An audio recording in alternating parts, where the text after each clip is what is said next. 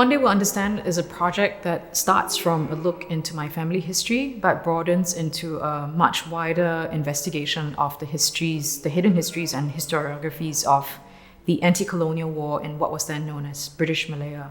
That is present-day Singapore and Malaysia, which was a British colony at the time. It comprises of several different elements. One is landscape pictures, which I took in what I call sites of memory around this war.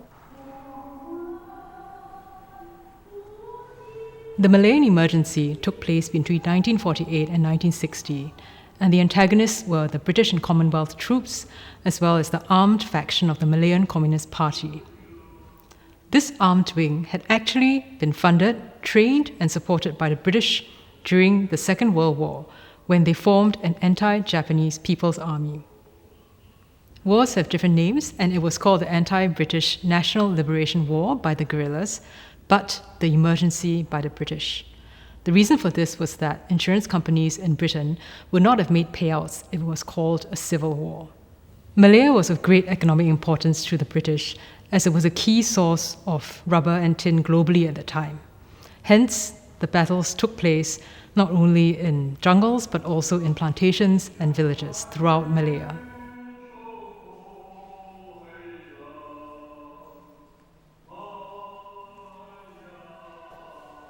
This particular show in Arles focused on a new chapter of the work, which are of my visual interventions with the photographic prints that are in the colonial archive. Making the intervention series, I looked at the photographic record and representation of this war and its combatants in the colonial archive and intervened with those pictures. My process in making these pictures was that I went to the Imperial War Museum archive in Britain and looked at the entire collection on Malaya, and I selected a number of prints which I found interesting, and I essentially photographed these archival prints against a very strong backlight, such that the backs of the prints seeped across to the front, so essentially compressing recto and verso of the prints into one plane in camera. So that was my process in making these interventions. And essentially, I was trying to speak to the indexicality in the colonial archive. I was trying to reveal the layers of what makes it into an archive and the various wax pencil markings on the backs of the prints, the captions that were written to describe the contents of the prints can be seen to different degrees. So this work also plays with the idea of legibility and illegibility. We have to sort of remember that these prints that are in this colonial archive are what informs our public memory or historical memory of what this war was about.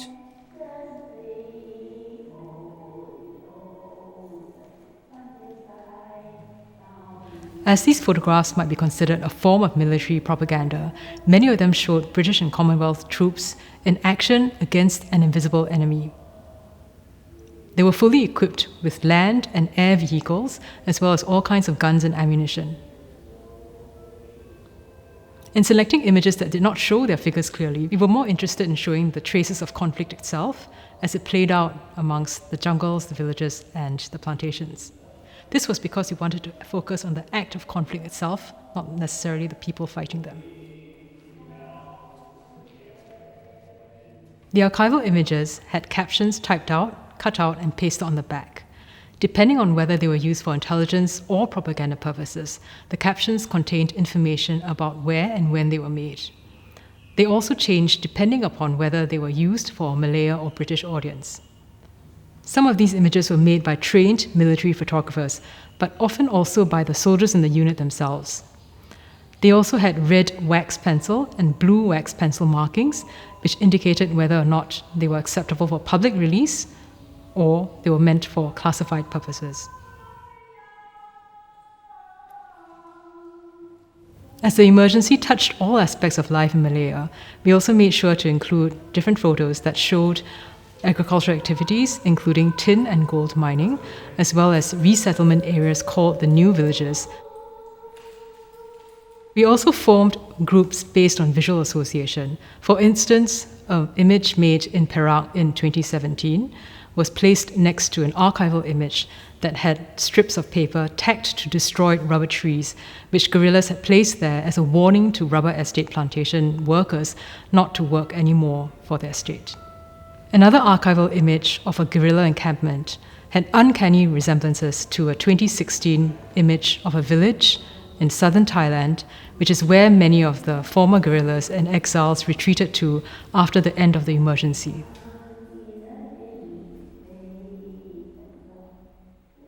We placed partition walls around the exhibition so as to create sight lines between the contemporary photographs as well as the archival imagery.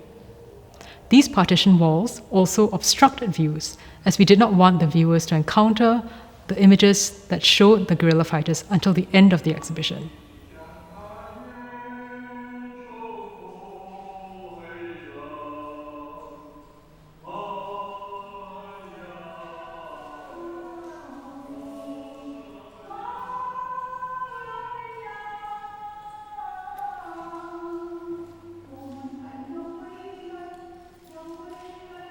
What I found in this archive, which is obviously the military archive with pictures made for military propaganda purpose or military intelligence purposes, are a lot of representations of the British war effort against the anti-colonial fighters. And I was a bit disappointed to find not very many representations at all of the so-called enemy in this war. And so I tried to balance this out in this exhibition by including 3 other pictures which are not from the British Colonial Archive. 2 of them are group photographs, group self-portraits of the leftists who were being deported from Malaya to China.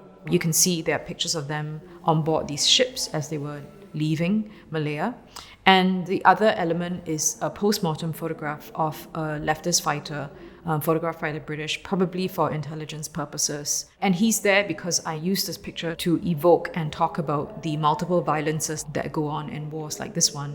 There's the violence of the killings, and then there's the violence of photographing a person after death, and then there's the violence of the circulation of these images of post-mortem bodies, because this picture was eventually bought on eBay, and there's a certain violence in how the circulation of this image has turned out like this.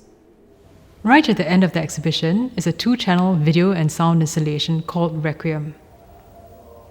This work was made between 2016 and 2018 when Chi Yin was collecting oral history interviews from former fighters and exiles who are currently based in China, Hong Kong, Thailand, and Malaysia.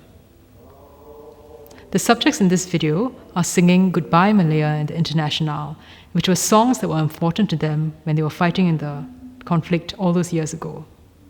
We chose to show these videos on 2 CRT television sets stacked atop each other so as to create a sense of intimacy and human scale. The grainy quality of the image also pairs with the quality of the archival photography.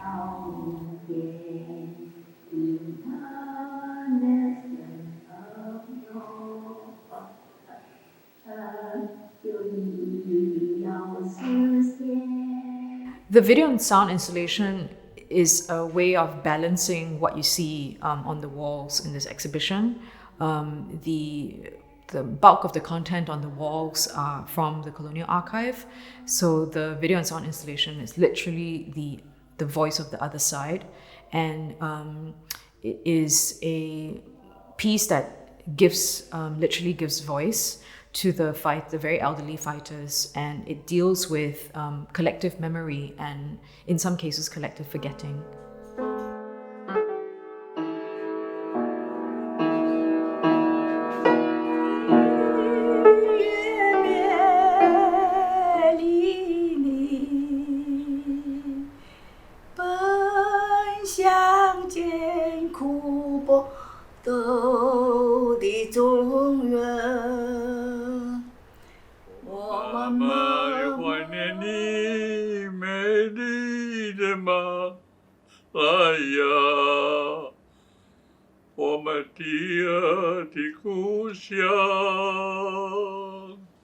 As the viewer leaves the exhibition and walks through the rest of the abbey, the strains of song are still audible, suggesting the presence of histories that still need to be reckoned with.